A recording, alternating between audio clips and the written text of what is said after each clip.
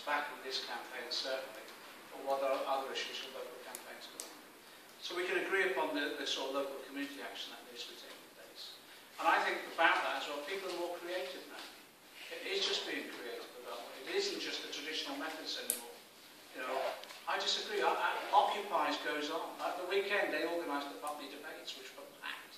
And this morning, if you read The Guardian, last night they had the Bank of England down discussing the issues around financial reform and all the rest of it. No, that wouldn't have happened years ago.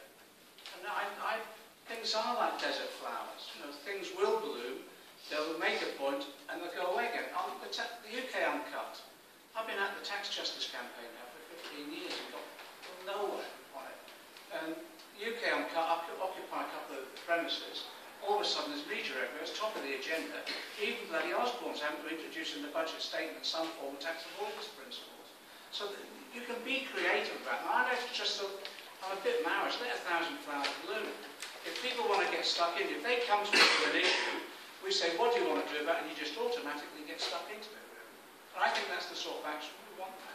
In terms of the trade union movement, we're all agreed that we need to build the solidarity action in the trade union movement. On the 24-hour general strike, what the TUC is doing, the resolution that went through Congress was to consider a general strike. What they're doing is they're writing out to all the unions, and what will happen is a group of them will come back saying, we've considered that and don't think it's feasible. That's what will happen. I'm an ex-TUC bureaucrat. I'm trained in the art of killing off campaigns. That's what it's all about. So what will then happen is the unions that will want to take some action will look for the issue and look for coordinated action. They're doing that through the Trade Union Coordination Group, which we set up as a result of the work that we've done in Parliament and Brussels. So there will be forms of coordinated action, which might then push the TUC into further action at a later stage. So that needs building for, and you're right. There are a lot of people out there very, very angry, but I'm confident that translating that into industrial action is doing any good. I get that all. I've spoken at every school in my constituency. I get the same, exactly the same. So what we've got to do, the other thing that we've got to agree upon, is we all agree, don't we, that there needs to be some form of general strike activity. If they can't be everyone, we've got to maximise the coordinated action that we can. And the best way of doing that is building up the grassroots, the confidence of that.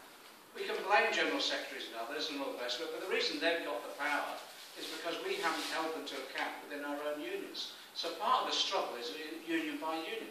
And part of the role locally will be looking at every union membership that we can contact and start building that confidence for coordinated action that way.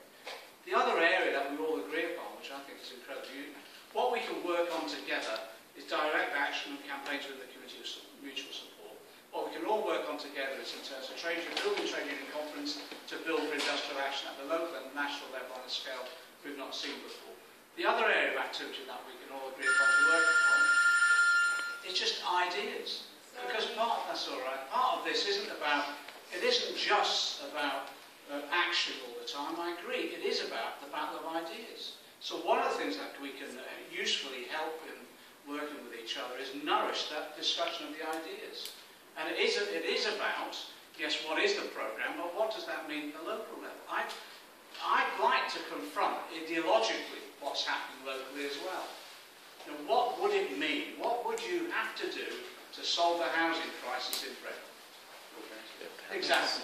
How do you go about that? What are the opportunities? Do you remember, in my constituency, in my area, we build up our community manifesto as a community, not the Labour Party, but as a community.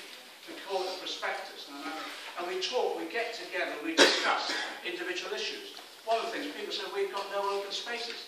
15 years, we've surrounded our area, country parks. We're occupying one at the moment because people in the Tory Council are trying to build upon.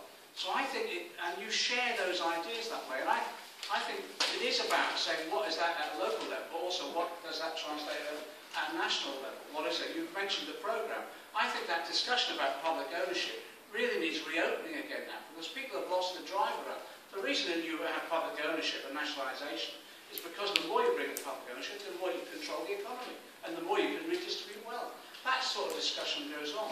So I think in those three areas, there's an awful lot of fruitful work that can come, both in terms of local campaigning, building roots with the working class community locally and not taking up individual issues, building within the local trade unions to build up their action and give people confidence, and the sharing of ideas.